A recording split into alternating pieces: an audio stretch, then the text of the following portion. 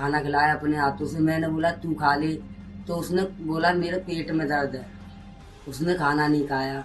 उसके बाद में मेरे को खाना खाते ही उसने कुछ मिला दिया था, पूरी फैमिली को मतलब नींद आ गई गहरी। 9 बजे करीब मैंने मतलब टच करने की कोशिश की तो बोली मैं मर जाऊंगी, मतलब मुझसे दूर रहो।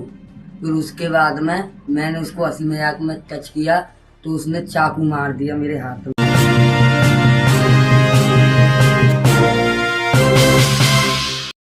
उत्तर प्रदेश में भागने का मामला फिर सामने आया है, जहां पर शादी के तीसरे दिन ही बहू रानी ने चाचा के साथ ही गायब हो गई।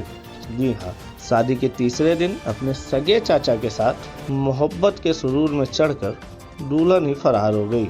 आपको बता दें, दूल्हे ने बताया कि सुहाग रात पर छुआ तो उसने दूल्हे पर चाकू से हमला कर दिया। कहा कि मुझे छूने की कोशिश मत करना, मैं किसी और से प्यार करती हूँ। दूल्हा अपने कमरे में अलग चारपाई डालकर सोता था। इसके 3 दिन बाद उसने खाने में नशीली दवा मिलाई, दूल्हे को अपने हाथ से खाना खिलाया, ससुराल वालों को भी खाना खिलाया। जब सभी लोग बेहोश हो गए तो अलमारी में रखे करीब 15 लाख के जेवर और दूल्हे के पर्स से 18,000 कैश निकालकर मैडम जी चाचा के साथ गायब हो गई। 2 दिन तक ससुराल वालों उसे रिश्तेदारों में खोजते रहे। जब वह नहीं मिली तो पुलिस को सूचना दी गई। मामला सदर कोतवाली क्षेत्र के नाई का नगला नई बस्ती का है। 21 फरवरी को शादी हुई थी और 25 फरवरी को दुल्हन घर से चाचा के साथ गायब हो गई। क्या जमाना है। नाई का नगला निवासी सुनील पुत्र हेत राम शटरिंग का काम करते हैं।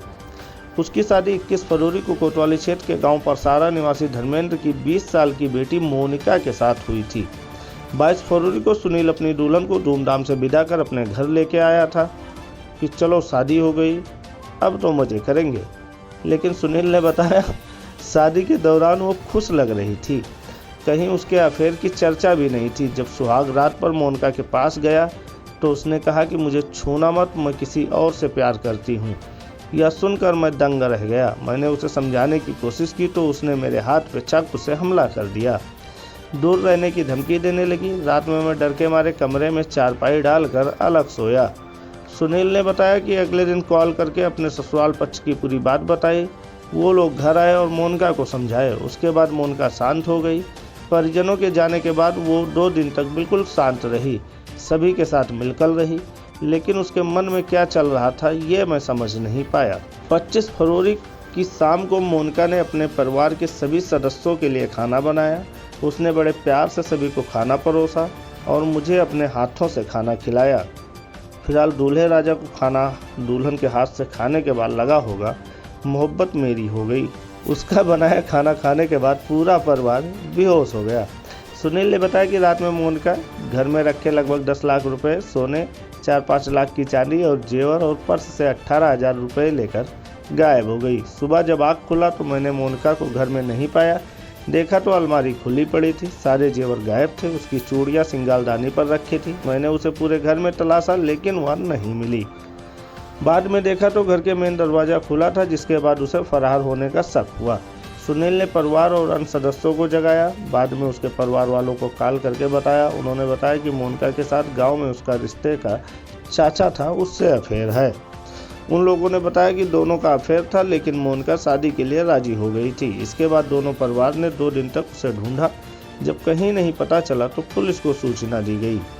प्रभारी निरीक्षक कोतवाली सत्येंद्र सिंह राघव ने बताया कि मामले की शिकायत मिल गई है। जांच में पता चला है कि लड़की की शादी उसकी मर्जी से नहीं कराई गई है। लड़की दूल्हे के साथ रहना नहीं चाहती है, उसका पता लगाया गया है। उसने खुद थाने आने की बात कही है। जल्द ही दोनों पक्षों को बुलाकर समझौता कराया जाएगा।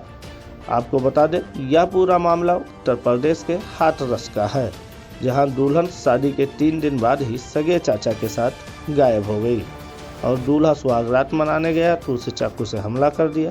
कहा मुझे छुआ तो मैं तुम्हें मार दूंगी।